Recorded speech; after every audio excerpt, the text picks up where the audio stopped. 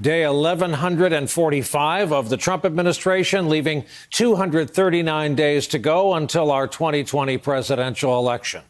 And our current president is facing what is easily his largest leadership crisis, serious business that involves the loss of human life. He has also become a part of the story as of today, when several people who've had contact with him, including one guy who flew with him on Air Force One today, have agreed to quarantine themselves because they have come in contact with the virus. And our vice president didn't know this evening when asked if our president had been tested for the coronavirus. Turned out he has, and he has not been tested for the coronavirus. The spread of it is changing life in America, as it already has overseas. The U.S. has about 700 confirmed cases now. And here is what the Surgeon General said about the government response today. We are shifting from a containment posture, where we're trying to keep the virus out of communities, to one of mitigation. We expect the number of cases to go up rapidly. This was a terrible day on the financial markets. The Dow fell over 2,000 points. Most people live their whole lives without seeing something like that. Indeed, the largest single-day point drop in history. The sell-off was so intense that just after the opening bell, trading was halted as a precaution for the first time in more than 2 decades. Oil is now at its lowest price in decades. Russia and the Saudis are fighting over price, which will crush some of the smaller players in the market, no doubt. And earlier tonight, just a few hours after the markets closed, Trump appeared at the now daily White House coronavirus briefing to tell the nation that he's focused on dealing with the economic fallout from the outbreak. We just attended a very important task force meeting on the virus that everybody is talking about all over the world. No matter where you go, that's what's on people's minds, and we are going to take care of. We are going to be asking tomorrow, we're seeing the Senate. We're going to be meeting with House Republicans, Mitch McConnell, everybody, and discussing a possible payroll tax cut or relief, substantial relief, very substantial relief. That's a big number. We're going to be working with companies and small companies, large companies, a lot of companies, so that they don't get penalized for something that's not their fault. This was something that we were thrown into, and we're going to handle it, and we have been handling it very well. And now, as we mentioned, there are questions about the president's own possible exposure to those who've been exposed to the virus.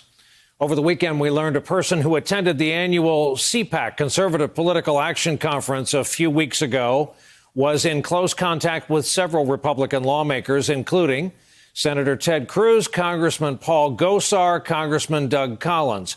All three have announced they have chosen to self-quarantine. After his CPAC exposure, Collins was on hand to greet the president by shaking hands. That was just on Friday as he toured the Centers for Disease Control in Atlanta. Congressman Matt Gaetz, who last week showed up to vote on coronavirus funding wearing a gas mask, learned of the first fatality in his own Florida congressional district this weekend. He has since learned he also came into contact with that CPAC attendee. He is now under self-quarantine. But before he learned of his exposure, he boarded Air Force One today with the president after attending a party with the president at Mar-a-Lago. Another Republican lawmaker, Texas Republican Congressman Louis Gohmert, a rapturous Trump supporter, said he, too, was warned he may have been exposed at CPAC, but he's decided not to self-quarantine and return to Washington instead. The incoming White House Chief of Staff, North Carolina Congressman Mark Meadows, says he's tested negative for coronavirus, but says he'll stay in quarantine until Wednesday because he's learned he was also in contact with the infected person at CPAC. Tonight, White House reporters asked the vice president if the president's been tested. Has the president been tested?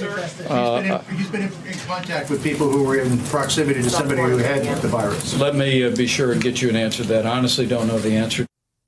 Not long ago tonight, the White House did provide an answer. The press secretary issued a statement that reads in part, and we quote, "President has not received COVID-19 testing because he has neither had prolonged close contact with any known confirmed patients, nor does he have any symptoms. President Trump remains in excellent health, and his physician will continue to closely monitor him."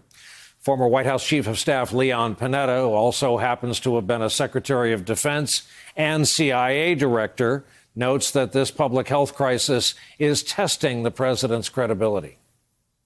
This president has had a hard time with the truth since he entered the presidency and before that. The American people want to be able to trust what the president is saying to them. But in many ways, he's forfeited that trust by the fact that he continues to shade the truth.